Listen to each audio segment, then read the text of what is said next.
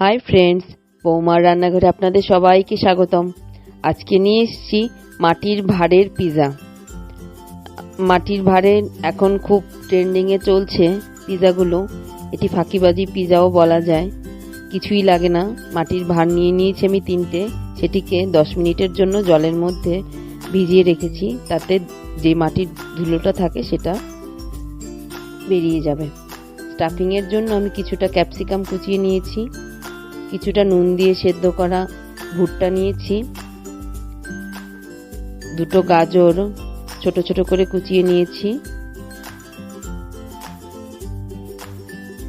আর 100 গ্রাম পনির নিয়ে নিয়েছি, ওরকমই ছোট ছোট করে কেটে।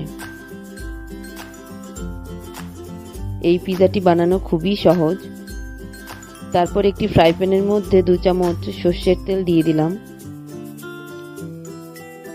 সর্ষের তেলটি গরম হলে পরে সব রকম সবজিগুলো একসাথে আমি দিয়ে দিচ্ছি। তারপর দিয়ে দিলাম স্বাদমতো নুন। তারপর ভালোভাবে এটিকে মিশিয়ে দিচ্ছি। মেশানো হয়ে গেলে তারপর এটিকে মিডিয়াম হিট রেখে হালকা ফ্রাই করতে হবে। এর সময় আমি 5 মিনিট মিডিয়াম ফ্লেমে ঢেকে দিয়েছি সবজিগুলোকে সফট হওয়ার জন্য। যখন দেখব সবজিগুলো সফট হয়ে গেছে, তখন আমি একটি বাটিতে ঢেলে নিচ্ছি ঠান্ডা করার জন্য। যখন একটু ঠান্ডা হয়ে যাবে, তারপর আমি এর মধ্যে 4টি ব্রেডের স্লাইস টুকরো করে কেটে দিয়ে দেব।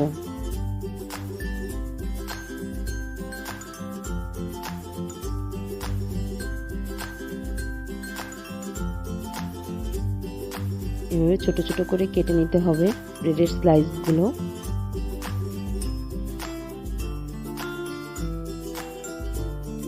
তার মধ্যে দিয়ে দিলাম পিৎজা সস, দিয়ে দিলাম মেয়োনিজ,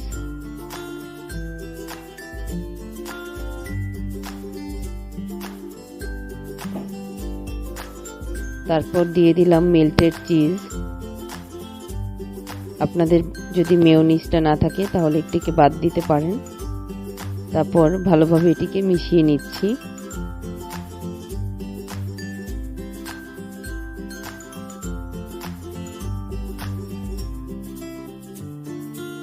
এই পিৎজাটি বানাতে সেরকম কোনো কষ্ট লাগে না, ময়দা মাখারও ঝামেলা নেই।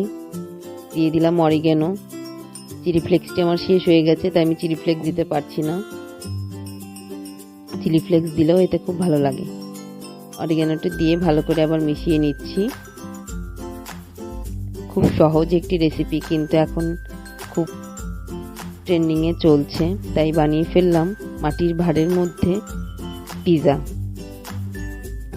বাচ্চাদের সবজি খেতে খুব বাজে লাগে, এই পিৎজাটি বানিয়ে দিলে পরে অনেকটা সবজিও তাদের খাওয়া হয়ে যায়।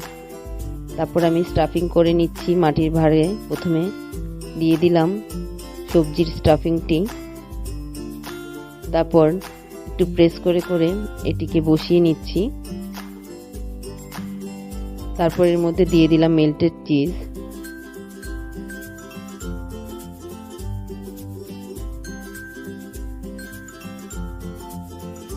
তারপর চামচের সাহায্যে চিজটিকে ভালোভাবে ছড়িয়ে দিচ্ছি।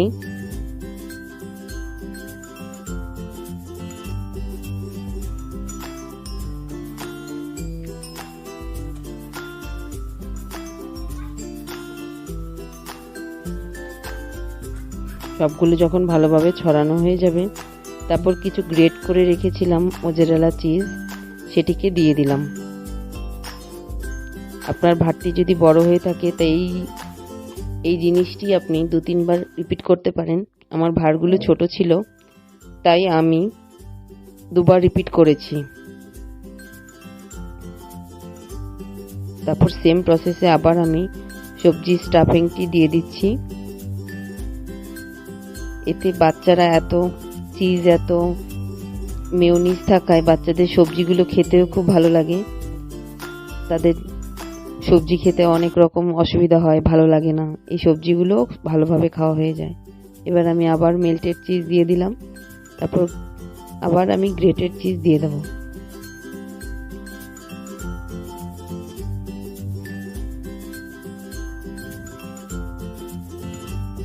চামচের সাহায্যে ছড়িয়ে দেওয়ার দরকার ছিল, কিন্তু আমি একটু ভুলে গেছিলাম।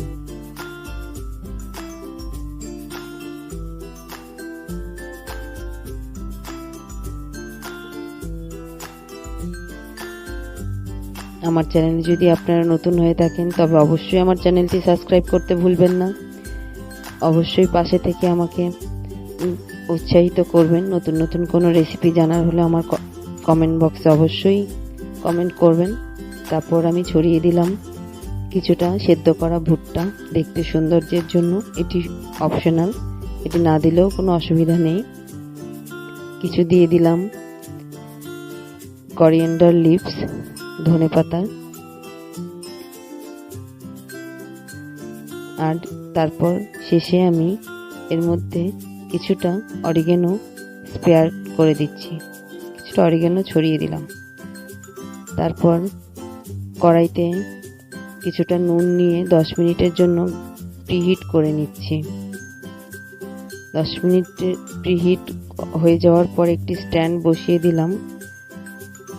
স্ট্যান্ডটি দিয়ে তারপর এর মধ্যে প্রিহিট হয়ে যাওয়ার পর এক এক করে মাটির ভাঁড়গুলো এর মধ্যে দিয়ে দিচ্ছি।